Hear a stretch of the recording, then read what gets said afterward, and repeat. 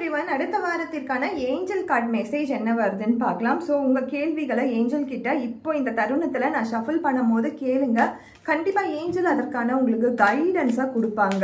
இந்த கைடன்ஸ் உங்கள் யூனிவர்ஸாக இருக்கலாம், ஏஞ்சலாக இருக்கலாம், உங்களுக்கு பிடிச்ச கடவுள் யாரோ உங்களுக்கு வழி நடத்துறதுக்கு இந்த ஷஃபில் மூலயமா உங்களுக்கு காட்டுறாங்கன்னு நீங்கள் நம்பலாம். ஸோ உங்கள் கேள்விகளை தீர்க்கமான கேள்விகளாக கேளுங்க.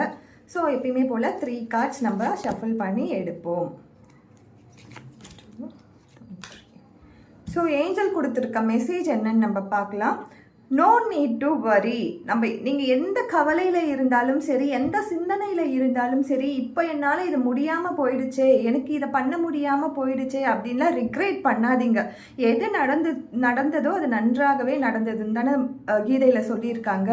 ஸோ அதை பற்றி கவலைப்படாதீங்க. கண்டிப்பாக இதை விட பெட்டரான ஒரு ஆப்பர்ச்சுனிட்டியோ இதை விட பெட்டரான ஒரு லைஃப்பில் கண்டிப்பாக வரும். ஸோ ஏஞ்சல் கொடுத்துருக்கிறது அதுதான், நோ நீட் டு வரி.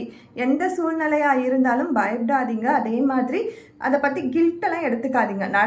நம்ம கான்ஷியஸில் தான் ஒரு விஷயத்த பண்ணியிருக்கோம். ஸோ அதற்காக நீங்கள் கவலைப்படாதீங்க. அடுத்ததாக லெட்கோ.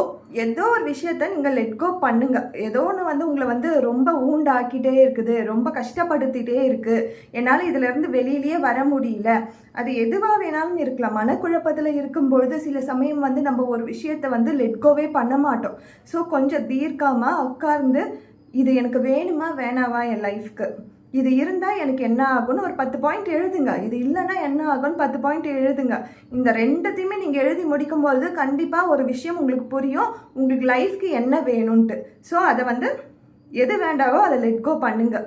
எந்த தருணமாக இருந்தாலும் கொஞ்சம் சிந்திச்சு சைலண்ட்டாக நம்ம யோசிக்கும் பொழுது அதற்கான சொல்யூஷன் கண்ணுக்கு முன்னாடி நிற்கும். அடுத்ததாக நம்ம பார்க்குறது என்னென்னா, எஸ், கண்டிப்பாக நீங்கள் வேண்டியது இந்த ஏஞ்சல் உங்களுக்கு பண்ணி கொடுக்கும். ஆனால் அதற்கு கொஞ்சம் டைம் ஆகும்.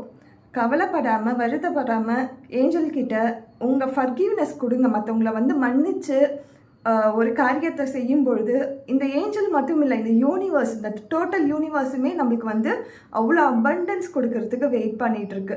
மனுஷனால் முடிஞ்சது ஒரே ஒரு விஷயம் என்னென்னா ஃபர்கிவ்னஸ் மட்டும்தான். மற்றவங்கள மன்னித்து அவங்க செஞ்ச செயல்களை